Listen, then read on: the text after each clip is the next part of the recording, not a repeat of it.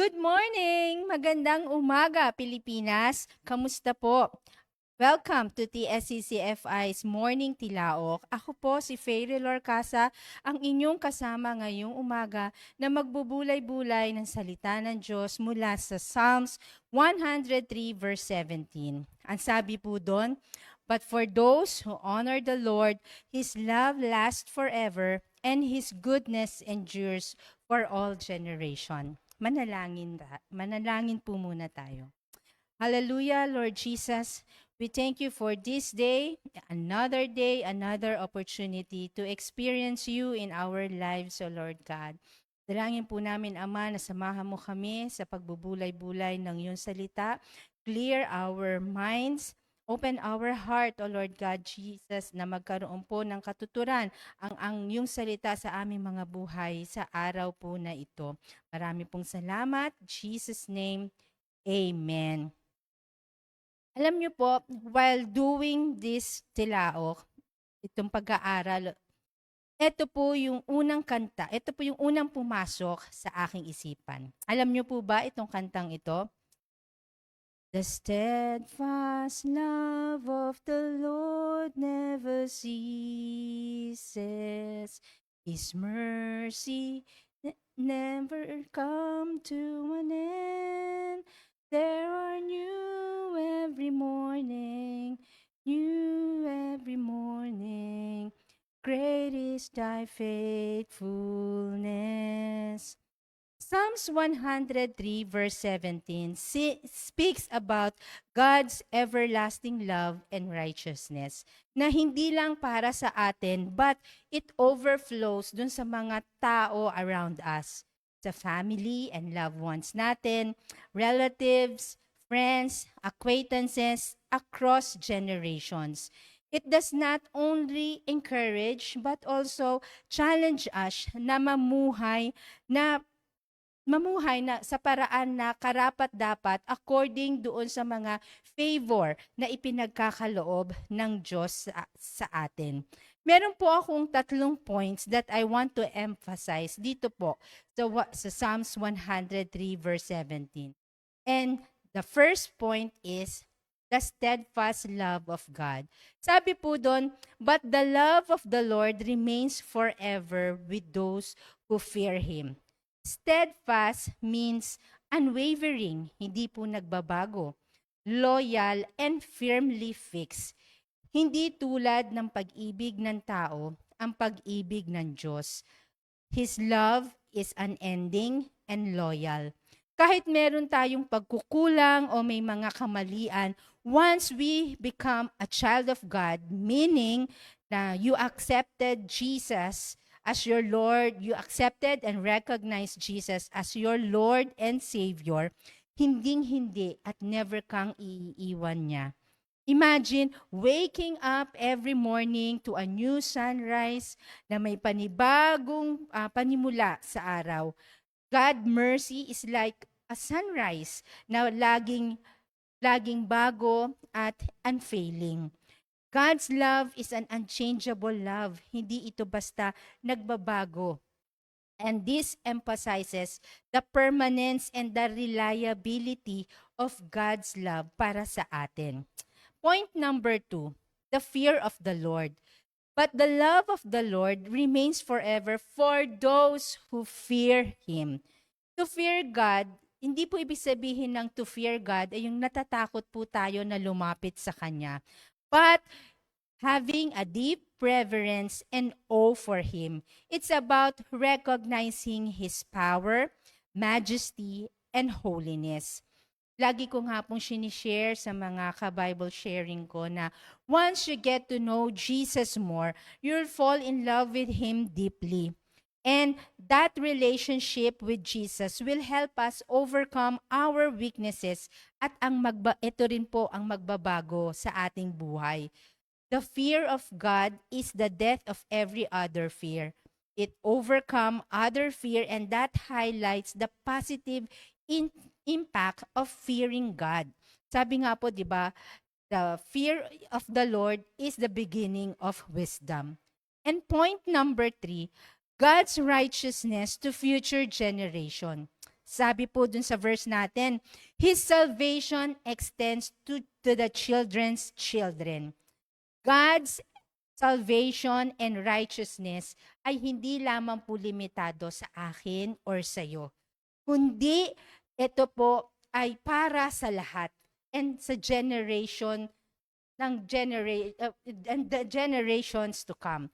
His faithfulness continues throughout the lineage of those who follow Him. So hindi lang pang sayo, hindi lang pang akin, kundi sa mga susunod pa sa atin.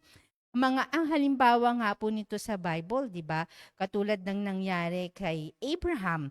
Si Abraham po, God made a covenant with him na sabi, yung pangako ng Diyos ay ma-extend pa sa kanyang kin.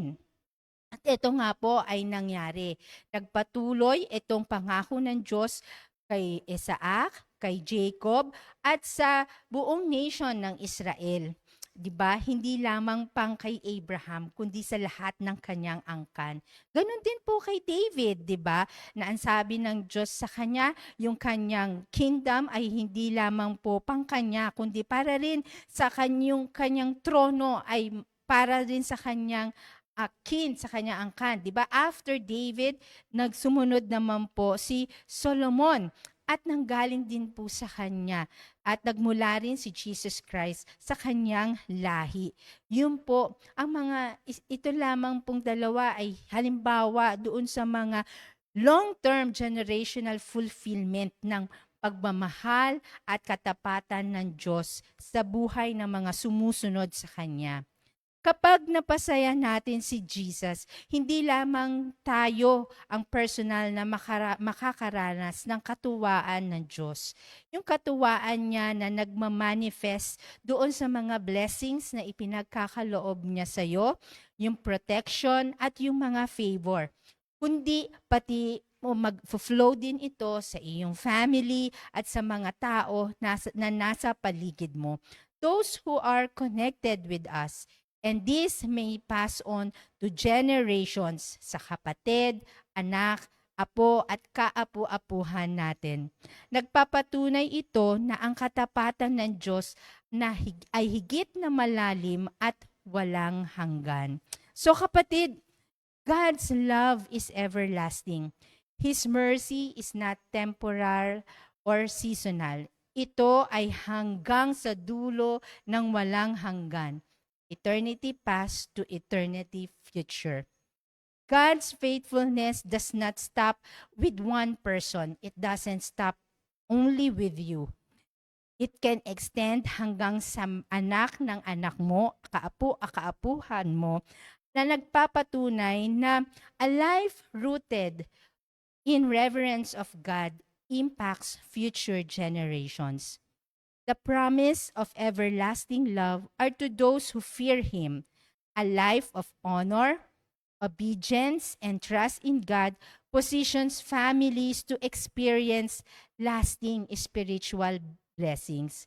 Hindi lang pang iyo, kundi pang pamilya o pang future generation. So this morning, let us pray that our faithfulness today influences generations to come. Let us also include our nation. Let us pray for God's protection against corruption and all evil influence. Kaya kapatid, manalangin po tayo. Hallelujah, hallelujah, O Lord Jesus. Panginoong Jesus, we thank you for your word this morning. We claim your everlasting love to us. Help us fall in love with you deeply every day until we build a strong relationship with you. Nang sa ganoon po, Lord, mag-overflow yung love mo sa amin, sa mga mahal namin sa buhay at sa mga tao sa aming paligid. Will you please, O Lord Jesus, make us a channel of blessing to others that we may influence the generation to come. And we also pray, O Lord, for our nation, na please, Lord, protect it from from corruption. Make our leaders your follower, na magkaroon din sila ng deep relationship with you so that your love will overflow through them. Magkaroon sila ng takot sa iyo at maging magandang impluensya sa aming bansa. Marami pong salamat sa iyo. We lift everything to you, O Lord God. In Jesus' name we pray. Amen. Kapatid, habang ang pag-ibig ng tao ay maaring magbago, magkulang, mabigo, ang tunay na ang pag-ibig ng Diyos sa atin ay mananatiling matatag at mapagkakatiwalaan sa paglipas ng panahon. What you build spiritually today ay maaring magpatuloy kahit wala ka na. A faithful walk with Jesus doesn't just bless your present, but it plants seeds for the future. Let us be a blessing through others and let the love of God na ipinaramdam niya sa iyo flow through you. Marami pong salamat. God bless.